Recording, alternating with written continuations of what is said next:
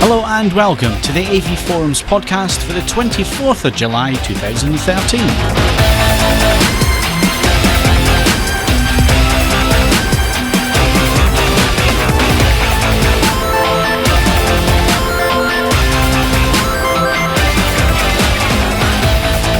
So welcome to week 4. We've lasted 4 weeks, folks, on the weekly podcast, and joining me for this edition, our AVForums assistant editor, Steve Withers. Very good evening to one and all. Movies editor, Simon Crust. Is this a piece of your brain? Games editor, Mark Botwright. Evening, Phil. News editor, Mark Hodgkinson. Overdressed and ready to go. And hardware reviewer, Ed Selley. It's just too damn hot. So here we are, and another weekly podcast. Lots to get through. Now, lots of things also happening in the news at the moment, and stuff that we're not going to go into in too much detail because things are still developing. We're recording this on Monday night, so we're still waiting on the Royal Baby. I don't think anybody's not interested here on that one. Not really. Can't we just record two versions? Yeah. It's a beautiful boy. One where we don't care, girl. and one where we don't care. Hold on a second. As you have literally said this, apparently it's a boy, so I win a £1 bet with my wife. Really? We've actually got breaking news on the podcast. That's not on the go out. podcast, And yes. Which will be 2 days late when it's broadcast. 2 days later. There's that happening right now as we speak, and it'll probably be old news by the time the podcast goes out. You still don't care. The other bit of news is, guys, David Cameron, in his righteousness, wants to stop porn going into people's homes. What do we think? Oh, no, Mad. worse than that, actually, because I also read somewhere that you were talking about things, streaming stuff's going to be rated as like videos and movies, which currently it isn't. So, Can we just clarify something? What's pornography? it's something that causes sexual thought but has no artistic merit. That's the definition under the Supreme Court in the US. And why do Very you know every that? advert I've ever seen. Why do you know that, Steve? Why do I know that? Well, it was a court case a couple of years ago that I was involved in. I don't want to talk about that. Was it in Hong Kong? Well, the thing here is, what kind of simplified internet does David Cameron use? This is the thing. How do you put this into practice, and how do you filter it out? How do you filter it out, and how do you stop people? And I guess, Ed, this is also quite serious in the fact that, well, if we start censoring this side of the internet, who are we to tell China, Saudi Arabia and other countries what they can and can't block on the internet? It's a door that we just don't want to open. Ignoring the whole personal freedoms and the whole grisly idea of opting in to be on a no doubt nationally collated porn register. You're absolutely right. It is losing a piece of moral high ground that you can never ever regain. I'm borderline on the Charlton Heston cold dead hands at this point, but that's an altogether different sexual fetish that probably would be cracked down on quite tightly, I suspect. It is the thin end of the wedge, though, isn't it? And if they start this, where else is it going to go? Yeah, well, this is a concerning thing. Ultimately, parenting is down to the parents. They can't do it via the state. They should let parents do their job and raise their children in a correct manner, and leave the rest of us alone with our internet and our pornography. Well, that was the point. We're not saying it's his ideas here, and yes, there should be protection in place so people are not, I was going to say coming over this stuff. More than I need to. Sounds wrong now. The thin end of the wedge almost had me. I had you at wedge, did I, Mark? Yes. Oh, let's not go there. We'll be getting back into the territory of reviewing. What was it? The 3D version of the Lover's Guide or whatever it was. So let's not go there. I think it's quite hard actually these days with tablets and smartphones. Makes it a bit more difficult. It's a bit more, they're a bit more personal, aren't they, if you know what I mean? And they'll have these in their possession when they're out and about and not with their parents. So sometimes it's difficult to police, I think, for the parents all the time. Well, I said we're only going to get into it because knowing this government, there'll be a U-turn on Tuesday, and by the time the podcast goes out on Wednesday, it'll all be forgotten about. But that is what's going on at the moment. So breaking news that doesn't come out till Wednesday on the Royal Baby. So let's change tact completely. Let's go hardware news. And Future Source, who do a lot of research, market research in the areas that we cover, have just published their latest report about 4K TV and TV sales in general. And it's looking a lot rosier at this moment in time, Mark, than it did last year. Right, in terms of both, Phil, actually, the TV market's actually picking up globally. It went down 6% last year in total. Actually scrubbed that, it didn't, did it? It's going to go up 6% this year from last year. Largely driven by the new world markets. Probably more interestingly for us is that they're predicting 4K will reach mainstream levels by 2017. So while predicted shipments are as low as 62,000 last year for 4K TVs. Actually, I thought that's a bit higher than expected. They're rising to 22 million in 2017, driven by increased consumer awareness, increased hardware availability, and of course, the main driver, actual content. So by 2015, future sources are expecting content to be there and ready for us to watch. It echoes something that Samsung said a couple of weeks ago, almost exactly the same thing. So I'm not sure whether they're just using the same data or not. They're saying it's a more natural progression for the market than 3D ever was, and that the public will get it more. So that it's if that's to be believed, then it's all looking rosy for 4K. But of course, it's probably not going to be as simple as all that. So new world markets. That's Mars, Amiga 6. Yeah. You mean emerging markets, don't you? Did I say? Yeah. Okay, emerging markets. The new world order. Brazil, India, that lot. That lot. I mean, we've been talking non-stop about 4K. We're going to continue to talk about this for the rest of the year and into the new year. IFA and CES are just going to be full of 4K TVs. Lots of talk about a Korean test channel, Mark, for Ultra HD. Yeah, that's something that came out in Korea. It emerged in the Western press today, but it was actually last week. The Korean Broadcasting, I can't remember the acronym now, but their affiliation of broadcasters are rolling out 5 Ultra HD channels for trialling in the homes, a little bit ahead of schedule. I think 6 months ahead of schedule, with a proposed commercialised rollout in 2014, so next year. At the moment, it's in the total of 6 houses. So, yeah, okay. So it's not exactly a widespread test. Not a widespread. I think it's a little bit of one-upmanship over the Japanese, to be honest. They don't get on too well. Yeah, that's reading the article, that's what I got. Japan were going to do the same thing at NHK, rolling out their 4K system, and it just seems to be one-upmanship. Well, we got there before you did. Yeah, I think it's precisely that, really. Testing it to 6 people it's not really that. The real question is, are they using an LG or a Samsung TV in those 6 houses? Or is it 2 of each? LG is supposed to be behind the sponsorship, so you'd have to guess it. LG. You'd have to guess they're LG employees, actually, in fact, wouldn't you?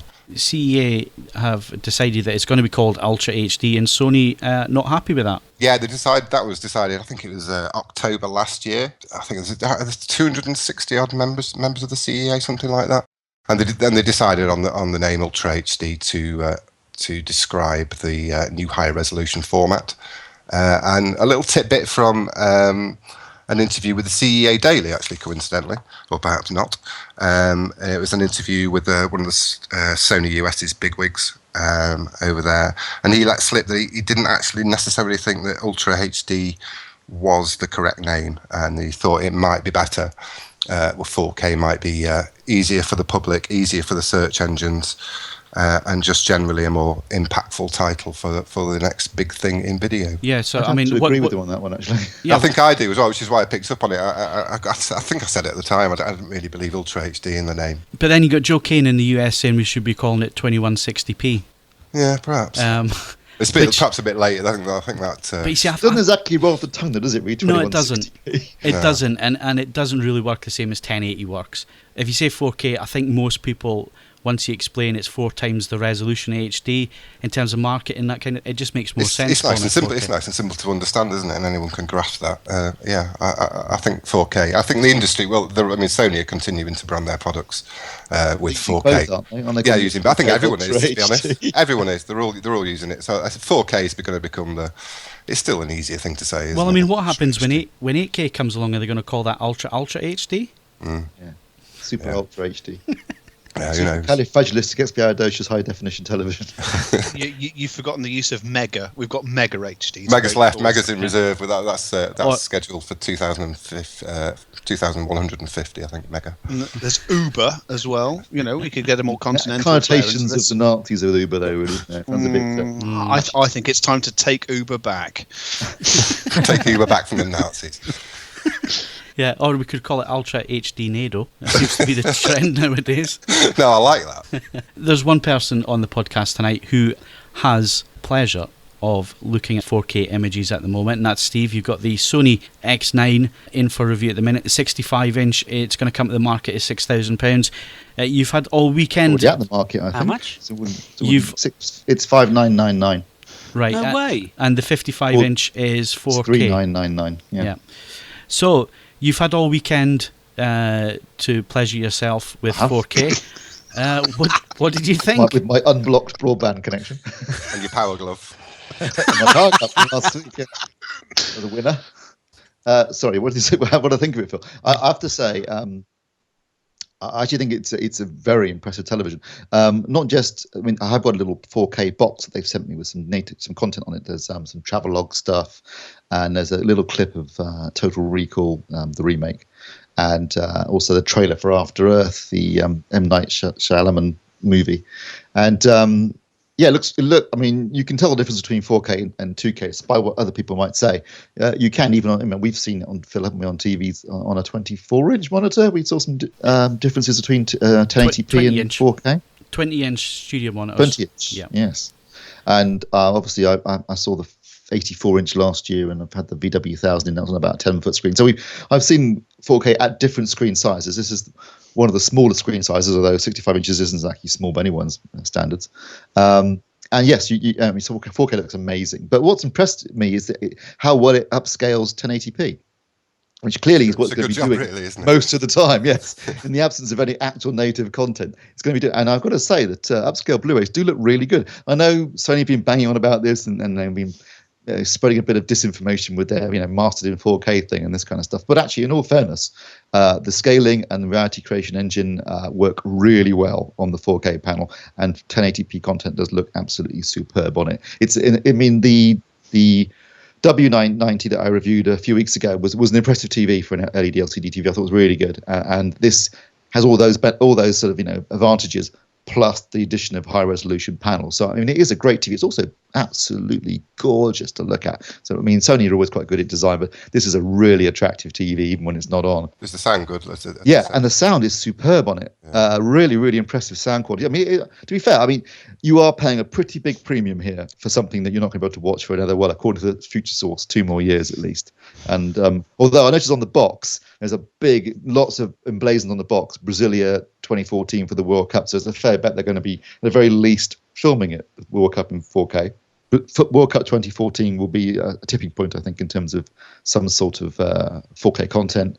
And then hopefully by 2015 we'll be into something else like some kind of physical delivery system. It's not that much of a premium, though. I mean, the 84-inch is £20,000.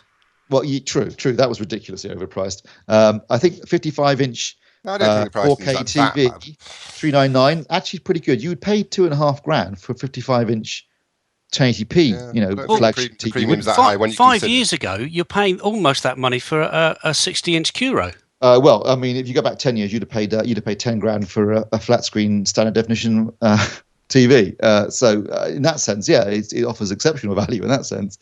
You are essentially paying a premium though for something that you can't really use yet.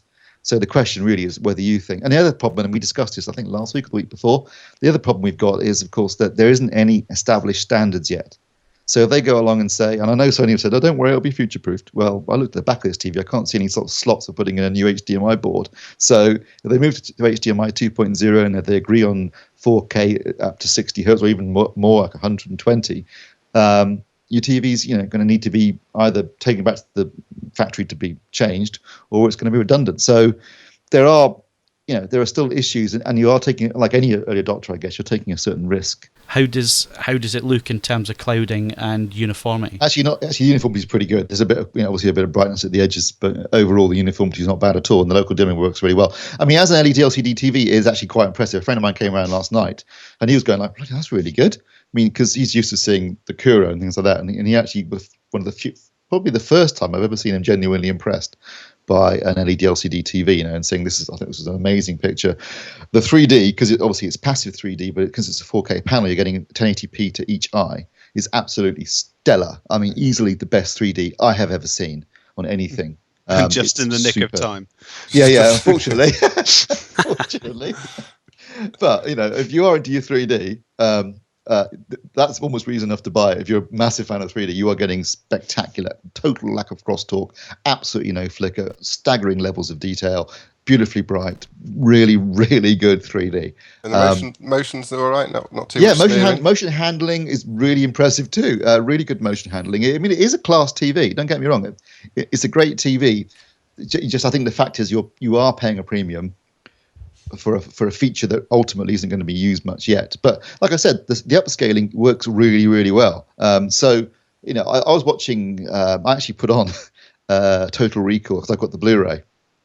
I played the same scene, the scene I've got in 4K and the same scene in 1080p. And I've got to be honest here.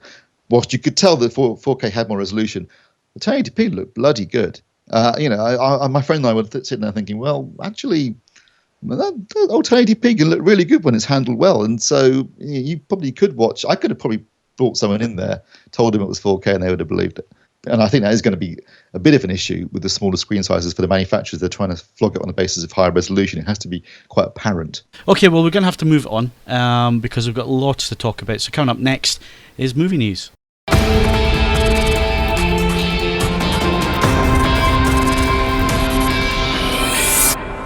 So moving on to movie news, of course, it was the San Diego Comic Con annual event where lots of films are announced, lots of plans for TV programs are announced, as well as comic books. It looks like a fascinating event. It's something I've always wanted to go along just to see people dress up in the cosplay, because it looks fantastic from the photographs that you see everybody walking around as their favourite games characters or comic book characters or movie characters. It looks absolutely brilliant. So some big news coming out of there. Simon, you got some of the headlines in front of you. What's coming up? I do, but just before I go into that, I mean, it's interesting to hear you say that, because you go to CES. I view the Comic-Con a bit like CES. Millions of people can't see anything. That's how I think these things are. You go to these places, you think, right, I want to go to this stall over here, I want to sit on this press counter, and I want to see what they're going to say over there. But there's so many people, and everyone's got some kind of axe or sword or gun or whatever. I would think it would be absolute hell on earth. I wouldn't want to go to one of those things. I'd much rather send someone like you and watch the video. I think that'd be way better. Oh, thanks, Simon. No worries. No, but yeah, I mean, I would love to go, and I think Steve's probably the same. I mean, it's something that we'd love to go and cover, and who knows, maybe in the future we will go over there and do the whole memorabilia Comic-Con movie launch thing in future. But at the minute, it's just one of them things, isn't it? As long as you go in costume, that I think is that stipulation that needs to be made here and now, that you would need to go fully in the spirit of the thing. Well, I think what would you choose, Phil? I think I'm a bit anyway. Aren't you a little fat for a stormtrooper? I was just going to say. I was just going to say it'd have to be a rotund character, unless my diet works and I lose what I want to lose. But or a late original series Scotty. That could work quite well. Yeah, I can see that. Anyway, moving on. It seems that, I suppose that one of the biggest news is coming from Disney / Marvel, as they are planning for the next Avengers sequel with the upcoming films Thor: The Dark World, Captain America: Winter Soldier, and Guardians of the Galaxy. All planned. Guardians of the Galaxy. Which one's that? Yeah, Who's that? James Gunn's film that's coming out next summer. It's not. I must admit, I'm not that familiar with Marvel apart from that Spider-Man. I've never been a big Marvel comic reader. Interestingly, that's not on this release here. No, well, that's because that's Marvel. Today, what's his name? Andrew Garfield talking about it, saying how it's going to be so great. I don't know. That's Sony rather than Marvel Disney, because Sony have got Spider-Man and Fox have got X-Men. Sony have already announced doing Spider-Man 3 in 2016 and Spider-Man 4 in 2018, so they are milking this cash cow the last penny they possibly can. Okay. Apparently, he booted it 5 years after it finished the last round. I don't know anything about Guardians of the Galaxy. It's about some space sort of policeman kind of thing. But they've all got this grand Phase 2 plan. So Phase 1 was Iron Man and Incredible Hulk and Thor and Captain America, and then the Avengers. And Phase 2 is going to be, the ones you just listed, Simon, plus Ant-Man, which Edgar Wright's directing, and that's all going to feed into Avengers 2. Yeah, he's a big character, Ant-Man. Big character. Again, I've never even heard of Ant-Man. He just sounds stupid, to be honest. It's all starting to get a little bit silly now. you know what? I'm sitting here banging my head off the desk because I am absolutely sick of these superhero movies. Come on, think of something new. It's just one after the other after the other. Yeah, Slight. Yeah. There are quite a lot of them, but it's a known quantity, isn't it? There's a guaranteed audience, which is why they do it. And I think it's quite good that they're sort of diverging into slightly lesser known characters. Perhaps that will make a more interesting film. I don't know. I think that as the element is they're going for superhero films because they're risk averse. They're not going to take the decision to produce something on a risk averse basis and then be ambitious with it. It just strikes me as a very unlikely state of affairs. I was reading an article actually cropped through on the Dig aggregator actually about a month ago, where it's interesting. All the films we've just been reeling off, if it was essentially taking spread bets on which one of them is actually going to officially pop the superhero bubble, and bring an end to this, and we'll move on to whatever the next craze might be. Doesn't show any signs of abating just yet, Ed. I mean, Iron Man. Well, no. I completely agree, but it's it's amazing how quickly these sort of exercises can turn. Man of Steel wasn't as big a hit as Warner Brothers would have liked, I have to say. Well, that's because it wasn't very good. Well, there is that to it. Yeah, I'm learning as I go. This is the whole thing. It's just getting silly now. It really is. Come on, I'd rather they didn't spend $200 million on a film and give us something original rather than putting all the money into this thing. I mean, you, Steve, were saying Man of Steel. The one thing you were concerned about was all the human casualties that were happening during the last battle in the film because I was really bored stiff at that point. Yeah, I mean it's and now with the big news that Batman's going to be in the next Man of Steel movie, it's like, oh come on, give it a break, guys. That's a slight desperation on the part of Warner's, to be honest. That I think, Batman made $1 billion, we better bung him into it. What Marvel did originally was quite clever, I think, and risky. I mean, they initially, before they were bought by Disney, they were self-funding these films using sort of second-rate, lesser-known characters. So Iron Man, not that well-known. Thor, not that well-known. I mean, I'd heard of them, but they weren't big names like Spider-Man or the X-Men. So their plan was to make a series of films that were interconnected with the idea of doing the Avengers. So it was all planned from the beginning, and they self-funded them and plowed the revenue from those films back into the budgets for the next ones. And it paid off magnificently when the Avengers clocked up $1.6 billion at the box office. And now they're into Phase 2 where they're trying to do exactly the same thing again. Whether that one will pay off so handsomely, I'm not sure.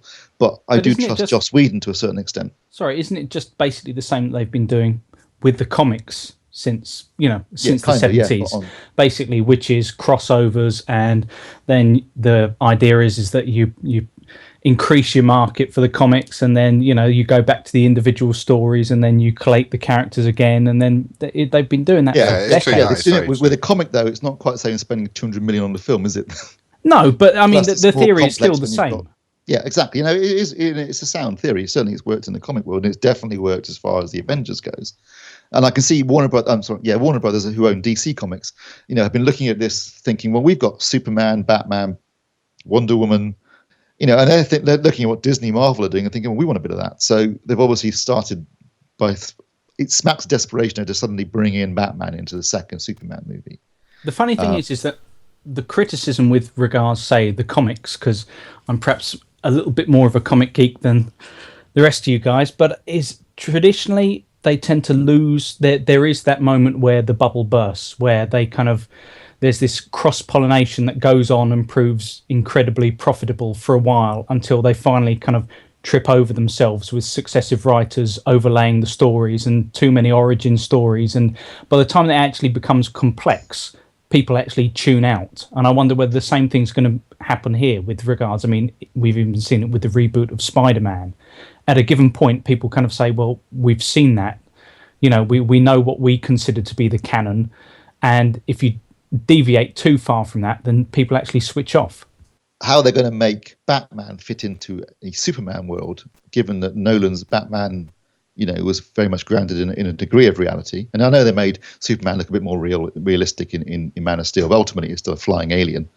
But Christian Bale isn't going to be playing Batman, so they've got to recast Batman. It just seems like a really dumb move.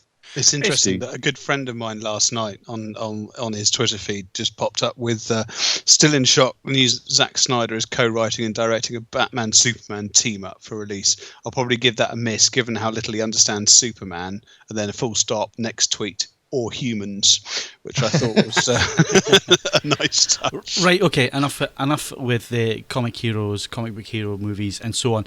Rumours doing the rounds at Comic-Con, and this is what we've all been wanting, and yes, is this going to happen? Because as soon as I saw the rumours hitting the net, I thought, yes, get in there. So that's the original versions of Star Wars, Empire and Jedi prior to the release of Episode 7. Are we going to see it? Oh, God, I think Disney are clever enough to realise that is a brilliant way of marketing Episode 7 and making a ton of money at the same time. They'll sell like a cure for cancer. Well, I mean, they're not stupid, are they, Disney? No. They're not stupid. They know they're going to make their money. They'll release them in a theatrical run, then release them on Blu-ray, and they'll make an absolute killing from it.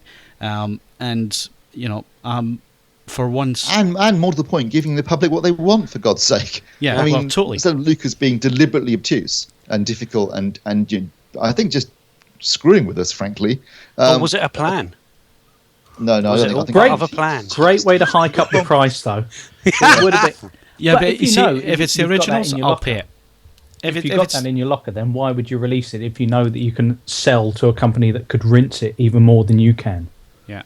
I mean, I'm going to pay the money. We will. It's as simple as that. Original. Yeah. And I just hope that, you know, with this, we see some decent documentary stuff, some decent behind-the-scenes stuff. I don't know if you guys are aware of Jamie Benning, who's made a number of film commentaries on the original trilogies. They're all on Vimeo and YouTube, and they're about 2 hours long for each of them. They actually run the length of the movie, and as the movie's playing, it cuts to all the deleted scenes, it cuts to the really interesting interviews. I mean, this is the stuff that should have been on the discs that came out 2 years ago. You know, they were charging us 60 odd quid for this box set. I think it was even dearer than that, wasn't it? 70 quid, £69, £70. Yeah, it was. And, you know, it was bereft of extras. It was like, you know, and it was all the special editions. I don't know whether maybe because he knew he was selling them that they didn't make it, because it was, about a year before it was announced, so they must have been in talks at that point. Whether they just didn't care anymore. And just because it smacked of total lack of effort on the part of Lucasfilm, didn't it? Yeah, totally. And so, if anybody's interested, Jamie Benning is on Vimeo. They're really good. Go and watch them. They're really good. He also did one on Indiana Jones, and he's just released one on Jaws, which I haven't had a chance to watch yet. It's really interesting stuff. It's all the behind-the-scenes stuff that you want to see. It's all the deleted stuff that you want to see. Even in his Star Wars one, he's got the Luke and Biggs. He's got all the deleted stuff in there because Luke was supposed to be introduced as the first battle was going on in the original film, and it's really interesting to see. It would have ruined the pace of the film had it been left in, but it's interesting to see. So that's big news. Other big news, Simon, Bond 24. Yeah, it was announced. I actually thought this was... It seems like pretty old news to me. I kind of thought I knew this. Perhaps I absorbed it by osmosis. Bond 24 will star Danny Craig. Well, we kind of all knew that. It's going to be written by John Logan, which I think we kind of knew, and it's going to be directed by Sam Mendes, which I think we knew as well. So I don't know that this is huge, groundbreaking news, but actually, at least it's... Mendes wasn't confirmed until just last week. So it was a bit of will I, won't I, but he has now confirmed. So that was why it was given a big announcement at Comic-Con, because Mendes is on board for it. And slated for October next year? In October 2015. I'm assuming that's a hell of a long time away. You could shoot a film a damn sight quicker than that. It's not like it's a big effects movie, is it? They've obviously worked themselves around his schedule. They obviously thought, well, it's $1 billion on the table here. We want the guy back. We'll do whatever he wants to make him happy to do it. So... Yeah, totally. And you other guys looking forward to this one? I mean, after the big success of Skyfall, and apart from Adele's bloody song, Apple Crumble, Scaffold. Scaffold. Any other guys interested? Nope. Don't ask me either. Never are you? I'm done with Bond. I'll be honest. It bores the arse off me now. It really does. You know, Philistine. Half a car advert, half a tuxedo advert. Some young bint will get killed. I don't know. Oh, you're forgetting the main one. It's an hour and a half of Sony advert product placement. Don't forget watches. They need to get those in there as well. Bond 24. It's coming. Some of us are excited. Mark's going to miss it. I've got to say, I didn't really get the whole Skyfall thing. It was a good film, but it still baffles me that it made as much money as it did. It was a Zeitgeist film. It was Zeitgeist. It was the with the Olympics whole thing. Olympics and the Jubilee and everything. That's one of the reasons why it's so successful in the UK. Although it was obviously very successful in the entire world. I think this was just a very cool Britannia thing going on at the time. So to wrap up, let's see what's at the cinema. So Steve, what's at the cinema? Well, we mentioned Edgar Wright a few minutes ago, talking about Ant-Man. This is his current film, opened at the weekend, and it's The World's End, which is the third and assumably final part of the Cornetto trilogy. Started with Shaun of the Dead, Hot Fuzz, and now The World's End. With Simon Pegg, Nick Frost, all the gang. In fact, just about everyone who's been in any of those films pops up at some point in it. It's got a lot of cameos. I've been looking forward to this. I think probably most of the other people here have been looking forward to it too. Big fans of the first two movies. I went to go and see it on last night, actually Sunday night, and thoroughly enjoyed it. It was it's basically a bunch of friends, school friends, attempt a pub crawl when they're 18, don't manage to finish it. It's 12 pubs, 1 pint in each pub, and they only get as far as about the 9th pub before it all falls apart. And in later life, in their sort of late 30s, one of them, Simon Pegg's character, rounds them all up together to go back to New Haven where they grew up, and to complete the Golden Mile and do all the pubs and drink pints in each one. And when they get there, halfway through the pub crawl, they realise that maybe things aren't quite what they seem in the town, and maybe the fact that everything seems different isn't because they've changed, but because the town actually has changed, which I won't go into in detail because I don't want to spoil the plot. I actually enjoyed the first half of the film more when it's just them on a pub crawl than the latter half of the film when all the action stuff happens, because it felt like almost, and it is to a certain extent, two films put together. The original idea of the pub crawl was a screenplay that Edgar Wright wrote years ago called Pub Crawl, about a bunch of kids going on a pub crawl, which obviously forms the basis of the pre-credit sequence and then and elements of the rest of the film. And then they've shoehorned in this other bit where there's kind of an, I guess, end of the world, apocalypse, alien invasion, robots thing going on. And I guess it ties in with things like Shaun. I mean, they've made effectively 3 genre films and then turn them on their heads to a degree, which is clever. And it is very funny, but I was kind of quite enjoying hanging out with the characters before all the other stuff happens. My big problem with it really is that Simon Pegg's character is a complete dick. I mean, he's meant to be a complete dick in the film, but it makes it difficult to empathise with the character you just don't really like. So that kind of worked against it a little bit for me. But the rest of the cast are solid. You've got Nick Frost playing very much against type to a large part of the film.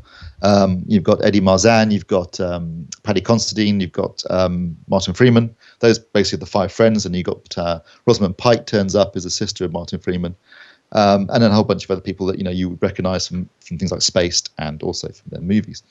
And it's very funny. There's some absolutely laugh out loud moments in it. There's a lot of action scenes, which to me, to be honest, funny for a bit, then sort of kind of go on a bit too long.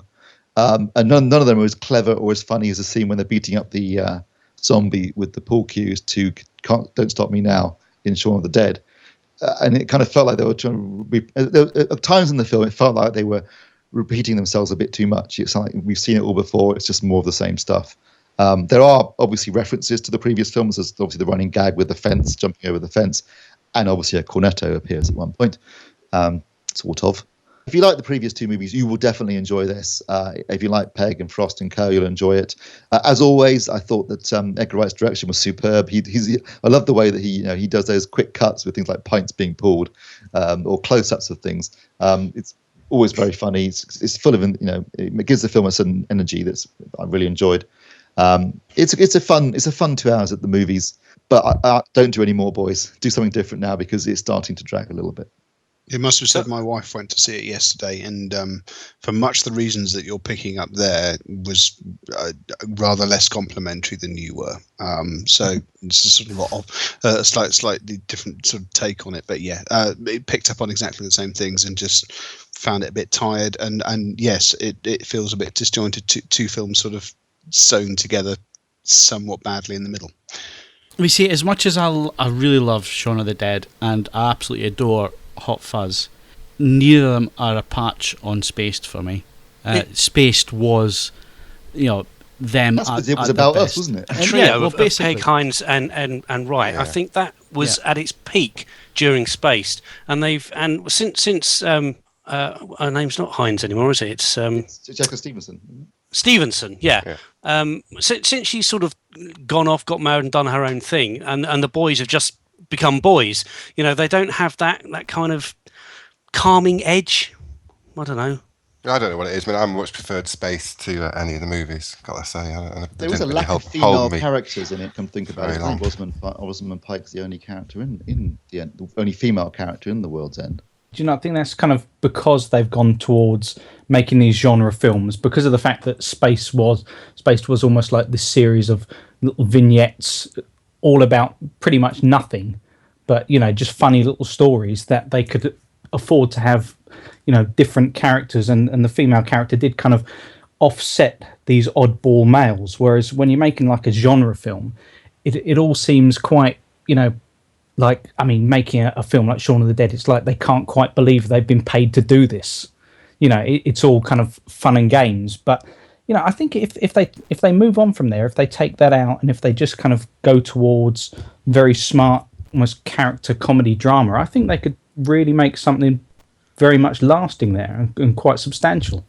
I know you should I know you should never wish for things that are in the past, but I really do wish they would consider going back to Spaced.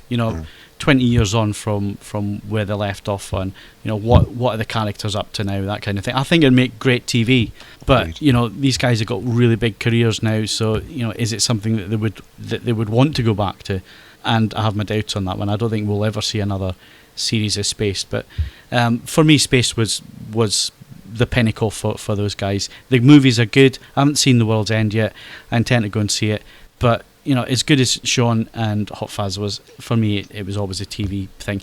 Just to wrap up on movies and TV, just one thing that is breaking news at the moment, and it'll be out of date by the time this podcast goes out, but that's 12 Monkeys. The 1995 Terry Gilliam film is rumoured to be going to Sci-Fi, according to the Hollywood Reporter. Like I say, this news is just breaking at the moment. They are saying that a new series will reportedly start with a 90-minute backdoor pilot similar to Battlestar Galactica, and then it will go on an initial season of 8 to 10 episodes, and that's all the details we have at the minute. Now, 12 Monkeys, one of my all-time favourite films, will be in my top 10. Guys, is this a good move? It really could. I mean, I agree with you, Phil. It's one of my favourites. Top 10 is a bit strong. Definitely top 25.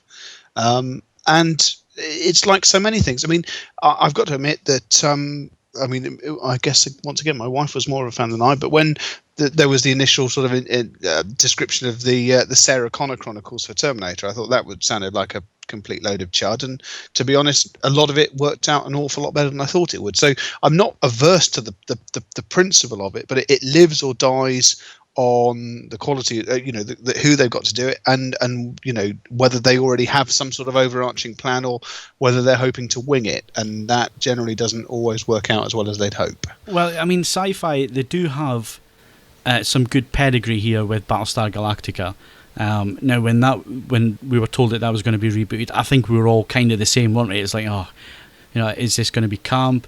Is this going to work? Is it going to work for the time we're in now? We're bereft of decent sci-fi, but that worked. That was probably one of my favourite TV programmes of the last decade. Well, see, I think something like Battlestar Galactica, you can see where they could keep it going for more seasons, or they could suddenly just say this is the last season and finish it off, because it's about combat and therefore it's about something that you can see a finite end to. My worry about something like 12 Monkeys is that I just fear that it'll fall into lost territory. That sense of when you're dealing with something that, say, deals with themes of time. Who was that?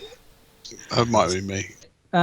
When you're dealing with something that, say, deals with causality and time travel and the like, the threads have to be kind of implanted long before you get to any kind of finality, long before you get to any kind of conclusion. So therefore, you can't suddenly rush it if you fear that you're going to get cancelled next season. You know, you're not going to get another season. By the same token, it might just fall into lost territory for me, which is that sneaking suspicion that they're making it up as they go along, that there is no grand overarching scheme, there's no big story plan. It's all a little bit kind of, you know, George Lucas, I penned this, 30 years ago. Yeah, I mean, the film's very much like that. The film's very much, is this reality? Is this actually going on? And I get your whole Lost analogy there. I think that you're probably going to be spot on there. They're going to play about with that. Simon? I didn't really like the film. I know that might shock you. I only watched it relatively recently, year, maybe 2 years ago, and I've always, thought I'd really like it. It's got a great pedigree. Gilliam is a fabulous director. That he's got intricate details in the way he films. You've got Willis in the lead. It was an early part for Brad Pitt. I thought, this is going to be great. And I watched it and I thought, well, why have I waited so long to watch this? And I really didn't enjoy it. So for me, because there's going to be a TV series of it, I'm not interested at all. Yeah, okay. Well, it is one of those things that it did at the time. It split opinion at the time. It's just one of those stories, one of those that you either get it and you like it, or you don't really go with it and you think, this is rubbish. So yeah, it is like that. It does. Although extras wise, I'm trying to remember the name of the documentary now. I think it was something like the Hamster Effect. Factor. The Hamster Factor, that's the one. That was absolutely brilliant. That was brilliant. I really enjoyed that. Probably one of the best extras ever on a disc. That so yeah. Anyway, that's that news. And just to wrap up really quickly on the movies, Simon, what's coming up? Okay, well, we are releasing hopefully within the next 7 days, post dependent, of course, as is everything. We have Side Effects. Looking forward to that one. We have Circus du Soleil, Worlds Away in 3D. Matt's looking at that. I think he went to see it, actually see it in real life. So it might be interesting to see how it fares up on a Blu-ray. We've got The Paperboy coming up, which is sounds absolutely horrific. A really nasty, grim film that's been given some lush treatment. Kaz looked at that one. That's really going to divide opinion as well. And Chris will be looking at some early 80s horror, The Brood, which needs no introduction, and he'll give it his lavish treatment. So hopefully they'll be coming up in the next 7 days.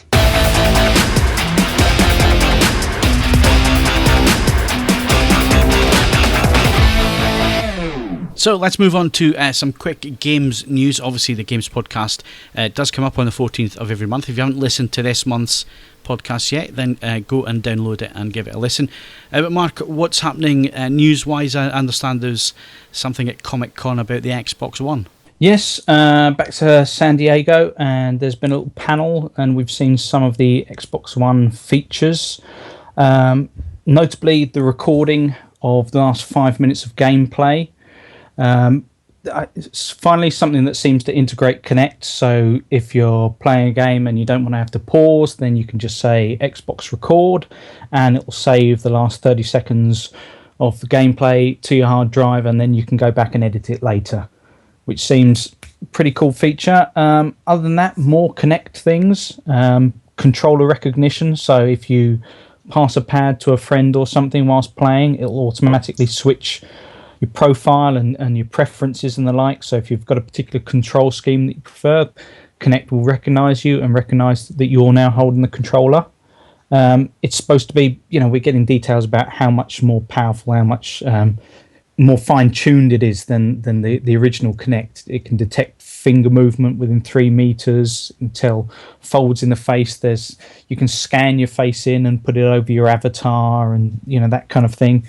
And I suppose the final thing, they're pushing their extra little bit of technology with smart glass. You can set up games from it, they've revealed, so that you can be ready to play a multiplayer game whilst you're playing another game at the same time, and then only when everyone's ready, and you can check the status on smart glass on your tablet. And so almost instant switching. It's kind of slightly kneecapped in the sense that you're not doing instant switching as it originally was planned, whereby all games would be on the hard drive, but still, by the same token, it's a pretty nifty feature.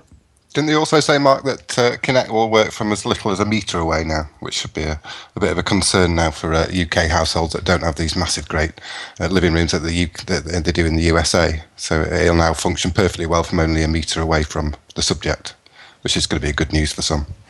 Yeah, fingers crossed. Yeah, we'll see, obviously. Fingers crossed it'll detect that. Yeah. Power glove. Because taking that, I mean, that's all pretty good news. New features. You can finally see a reason why that extra, 80 quid over the price of the PS4, which obviously is the price of the Kinect, what that's finally come into play for. But it seems like Microsoft can't catch a break. And on any day when there's a little bit of good news, or any week when there's a little bit of good news, there's a little bit of bad news. And again, the story about whether they were slightly cooperating too freely with the NSA and handing over Outlook and Skype information seems to raise its head again, simply because they've commented on it here, saying that they'd like to clarify the situation, but they're not legally allowed to do so, and it just kind of raises that fear again. It puts Kinect right back in the headlines. The fact that they're pushing video calls via Skype, via Kinect, and all of a sudden, this pulls it right back up to the forefront of people's thoughts when buying the console, which is, it's one of those kind of sad situations where you just think the story's not going to die. I mean, when you look at the Guardian piece, the amount of other companies involved, it does seem like Microsoft just continued to shoot themselves in the foot. I mean, am I the only one that's surprised with this whole Snowden thing and this whole Prism and the NSA? And we all knew that this was going on, didn't we? I have to admit, I completely agree with you. That there's been a whole element of this is news from start to finish on this. Yeah. But if you fancy strapping on your tin helmet and having a look at some proper moral outrage, you can swing by the politics and the economy section, and there are people that simply don't agree with you on that. I think I'll give it a miss. But I mean, as someone who used to work in law enforcement, there are things that you have to do to get your hands on this data, and one of the main things is it has to be tested in a court. Now, whether that's in private with magistrates, whether that's in private with a judge or whatever, you need a court order before you can get any of the information that these companies hold. Steady. Are you talking about UK here, or are you talking about US? Because that's I'm talking about UK because obviously the finger was pointed at Europe and at the UK through the whole Prism thing. But that's how it has to happen, and because evidence wouldn't stand up in court if it wasn't done right. If it wasn't processed right, then you can't use that evidence in court to prove your case. So if you're looking for a terrorist or something like that, and you're getting all this information from these companies, there has to be a paper trail for it to be evidentially used in court. So only if you plan on going to court. If you plan on going to court, you're assuming that these people are going to end up in a US court. Or just get shot in the back of the head by a CIA operative. Yeah, we'll put it this way. Are the CIA interested in any of us here on the really boring shit that we do from day to day and what we look at on the internet? Only if we start saying the word jihad quite a lot. This is the whole thing. They have these algorithms in place that pick up on stuff, and they'll look at stuff, and then if they don't think it's worth following up, because they don't have the resources to follow everything up. So even the US, they don't have the resources to follow every single thing. And just look at what happened in London with that poor soldier. These guys were flagged up. These guys were followed. Their information was looked at.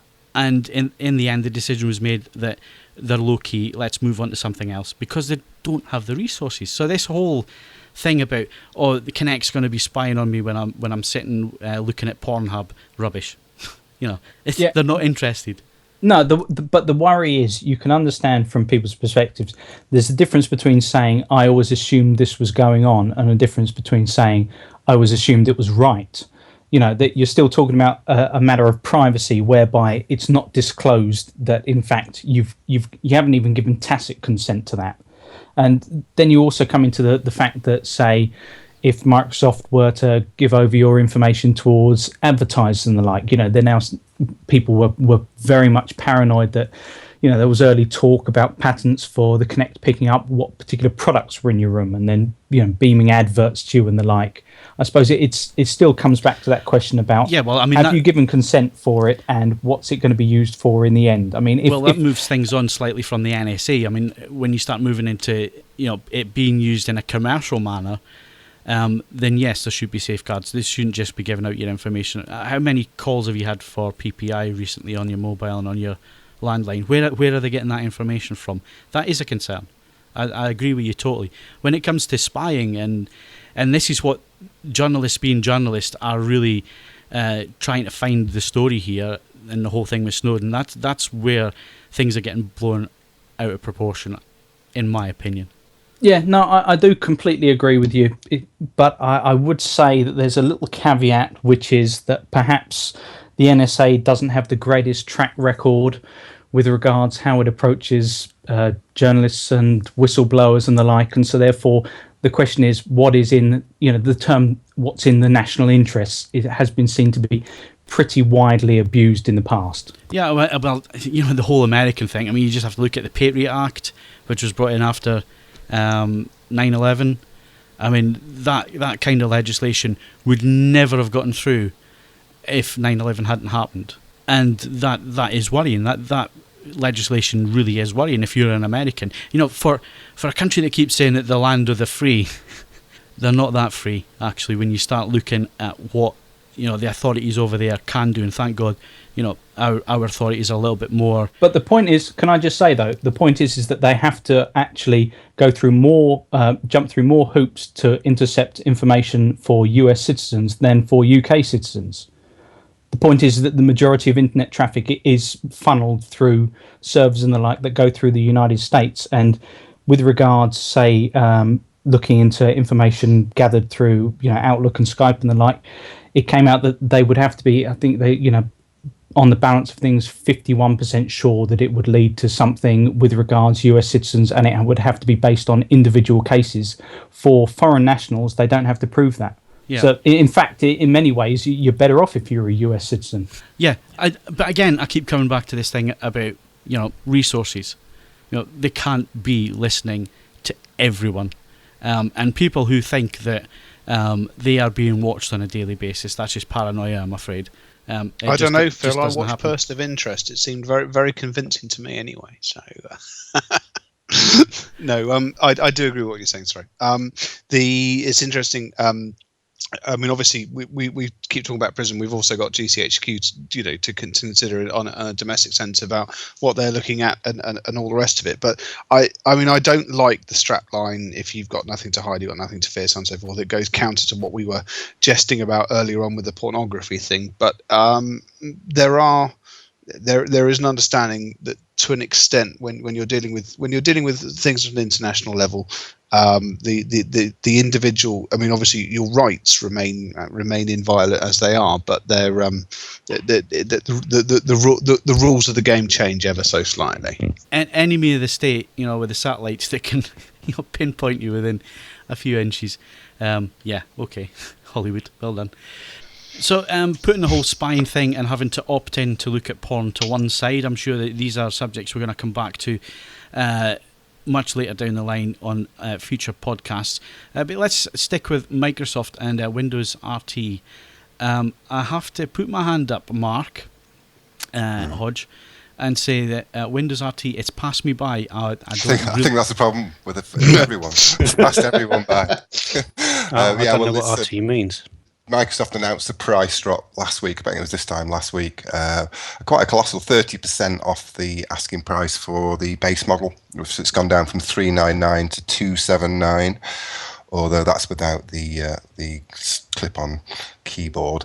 And a couple of days later, it emerged the reason why, although we probably could all have guessed, is the fact that Microsoft sat on an estimated 6 million of the tablets unsold, which cost them around about £591 million off their last financial declaration. They could give them away free with Windows phones. Everybody seems so they've sold less than 900,000 in all the time they've been on to the market. To give you a quick comparison, I think the iPad sold 23 million in the same period. So hang on, Mark. Let's do a bit of quick maths here. So write off 600 million, 6 million unsold, 100 quid each. They're still making 170 quid even with the price cut. Yeah, true. It just seems that no one's buying into Windows Mobile. They've announced a reshuffle as Microsoft this week with the focus on very much getting that into the people's mindset that they are equipped for the mobile generation, the post PC generation. But they're just they're not cool, are they? Microsoft are not a cool company, and everyone looks for Google and Apple for their mobile devices. But you see, the thing that Gates said a long time ago was, we're not a hardware company, we're a software company. Yeah. And this kind of just proves the point. I mean, every bit of hardware that they bring out, perhaps the Xbox, an exception. I think the original Xbox was a triumph in terms of build quality, but then the next one just fell apart within a few weeks. Yeah. But still, the 360 sold really well for a bit of hardware over its 7-year life. But everything else that they've attempted hardware-wise, I've not used one. Has anyone used a Windows tablet? Well, here's the thing. I mean, no, I was looking at this as a subject matter, and obviously I've seen the news stories as well. And I was thinking, well, have I actually spent any time with one? And no, I haven't. And what always has puzzled me is I do sort of consultancy work for manufacturers still, and it still crops up as a question mark on the sort of development roadmaps for companies. It's like, okay, we've got iOS control apps for a product, we've got Android control apps. Do we need Windows RT? And no one at any stage during those discussion phases has gone, well, as far as I can understand, they solved the square root of sod all, so no. So there's been a gap certainly in the very limited world in which I operate. I make no bones about that. There's a gap in perception as to I think it is. Yeah, I think I understand the hardware is actually not that bad at all, but it's maybe a lot of the fact that Windows 8 wasn't particularly touch friendly, and they tried to shoehorn touch controls in a bit, and you've got your part on your keyboard, your part touching the screen, so it's just a bit of a confused experience for the consumer. And they had that advert to launch it. I think it was just before Christmas, was it, last year, with people just dancing around these things. It didn't really show what it could do. It was. What is it? Is it a small laptop? Is it a tablet? What does it do? Well, you see, that's where Apple absolutely kill it, because if you look at any Apple advert, it's just the product working. Yeah, that iPad Mini advert with the piano, the two pianos with the iPad, the larger iPad and the mini iPad together. It's fantastic. It's so simple. It just shows you what it is, and Microsoft could learn many things. Now you see, the one thing we keep hearing from certainly the South Korean companies like LG and Samsung are that they really struggle for software development.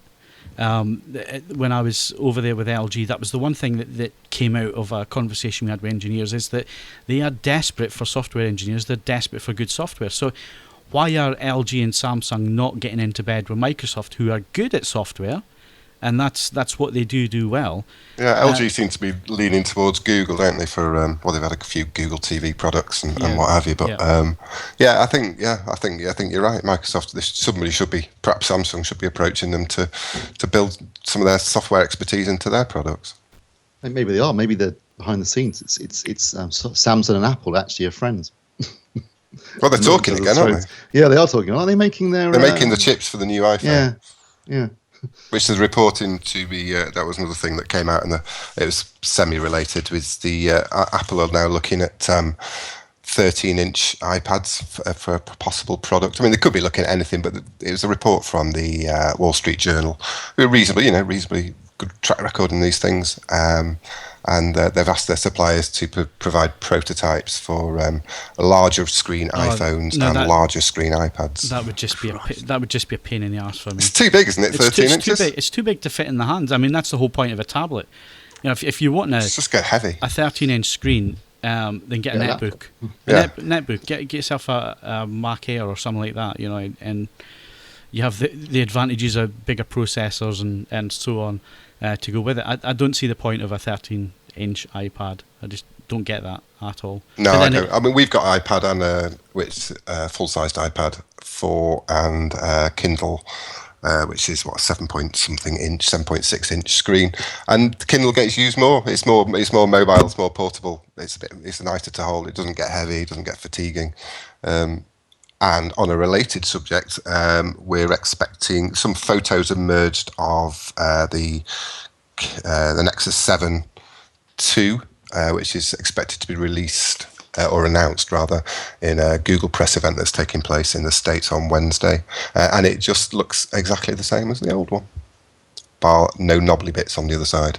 But it's reported to have a 1920 by 1200 pixel resolution screen, which is a big improvement over the existing, which I think is 1366 by 768 from memory, and a rear-facing camera, a 5 megapixel, you know the word, megapixel rear-facing camera, which the old one doesn't have. It just has a crappy front-facing camera, and a snappier processor, literally Snapdragon 1.5 gigahertz processor. So Mark, just to wrap up on this, there's a line in my running order here that says more women in the UK own a tablet than men. Explain that, please. Well, if that's not explanation enough, there's a YouGov. It's a YouGov. Surely. Yeah, no, not necessarily. No. There's a bit more. They were than gifts. That. They get handed down by the tech-savvy partners. So the male, the must-have. This is appalling sexism, but this is YouGov data, so not my fault. It shows that the early adopters are men. They go out and buy these products, and then they are passing them on to their other halves or female relatives, and it's got to the extent now where tablet ownership in this country is 52% to 48% in favour of the ladies. So, which is a growth in 9%. Sorry, how is that statistical data? That's 50-50 for Christ's sake. That's isn't that just a differentiation of men and women in the UK? Isn't it? Is that 51% women, 49% men? It's a 9% increase from last time, so it's interesting in its way. I think that the most interesting thing is that it shows that 22% of the UK public now own a tablet, which is pretty rapid growth for a new product, and only going to get more popular. They become everyone's going to have them. They become like smartphones, unless smartphones continue to get bigger, where the two just meet in the middle. HP and Dell must be crying at the moment because you just have to look at the sales of desktop PCs. And it's just dropping. Well, yeah, we're obviously not good news for Microsoft as well. So they're slumping all over the place. The post-PC age is upon us.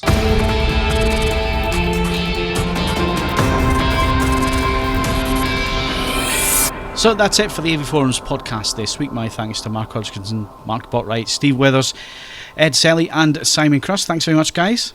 Cheers, Phil. Sorry, can I just say one last thing before we go? I've just realised who you should go to Comic-Con dressed as, Phil. Go on. Nick Frost in Hot Fuzz. Ha! Yeah, that would work. If I can have strawberry cornettos the whole week, then if you can find your copper outfit, that's a deal, and still fit into it. You can That's a deal. Okay, so we have to end it. So you can follow us on Twitter and also at facebook.com/AVForums. Also, don't forget to bookmark avforums.com for the latest reviews, news, and videos. Plus, why not leave us a rating on iTunes if you enjoyed the show? And I'm Phil Hinton saying thanks very much for listening, and we'll see you again next Wednesday.